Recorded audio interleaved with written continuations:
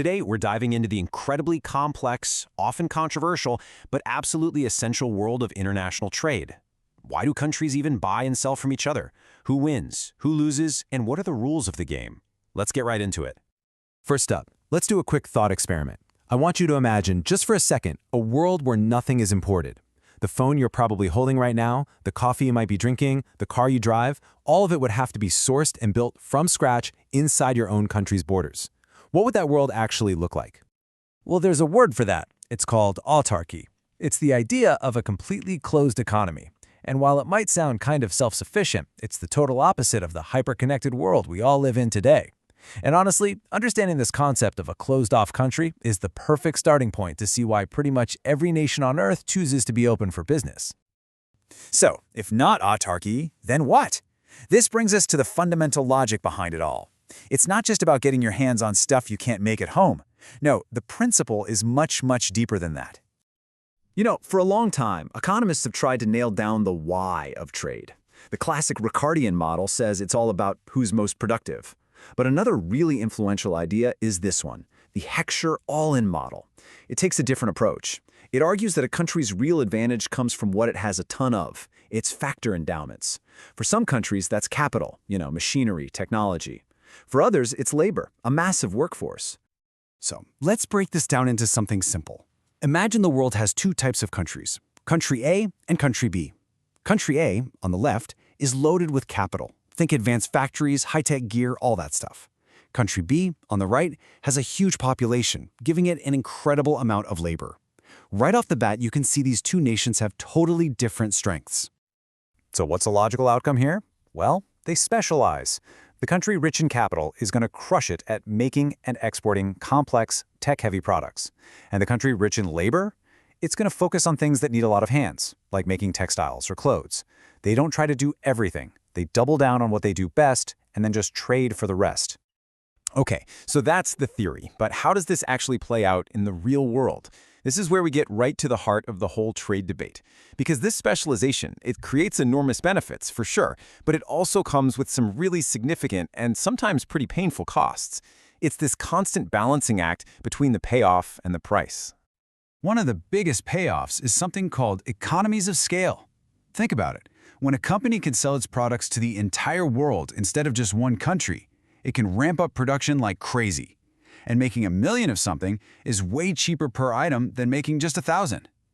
This efficiency is a huge win, and it often means lower prices for all of us. But here's the flip side. Here's the price. As this quote points out, there are real losers. When that capital-rich country starts importing cheaper t-shirts, the textile workers in that country, well, they just can't compete. This doesn't just lead to job losses in one industry. It can actually drive down wages for low-skilled workers across the entire economy, making the income gap even wider. And yet, despite those costs, this chart shows just how much the world is bet on trade. Just look at the bar for developing East Asia. In 1970, trade was only about 20% of their economy. Fast forward a few decades, and it's exploded to nearly 90%. That is a massive seismic shift. It's a huge bet that, in the long run, the benefits are going to outweigh the pain. And for the countries that really lean into this shift, the benefits can be completely transformative. I mean, competing on a global stage forces your companies to get better, to get more innovative. It creates what you might call a virtuous circle. Success brings in cash for new tech and skills, which leads to better products, which leads to even more success on the world market. And this isn't just theory, okay? This is the real-life story of entire nations. Just look at South Korea. In 1980, a huge chunk of what they sold to the world was clothing. 35 years later, it's almost nothing. Instead, nearly 60% of their exports are things like high-value machinery and cars. What you're seeing on this table isn't just a change in numbers, it's the story of a nation completely reinventing itself through trade. Okay, so let's get into our final section here. How is all of this managed? Because all this trade doesn't just happen in a vacuum. It is governed by a super complex set of rules, policies, and agreements that basically lay out the rules of the road. At the very highest level, you have this constant tension between two opposite ideas. On one side, you've got the ideal of pure free trade, a world with zero barriers where everything just flows freely.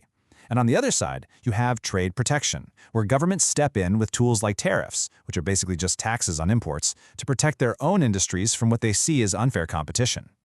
And cooperation on trade isn't an all-or-nothing deal. It's more like a ladder of integration.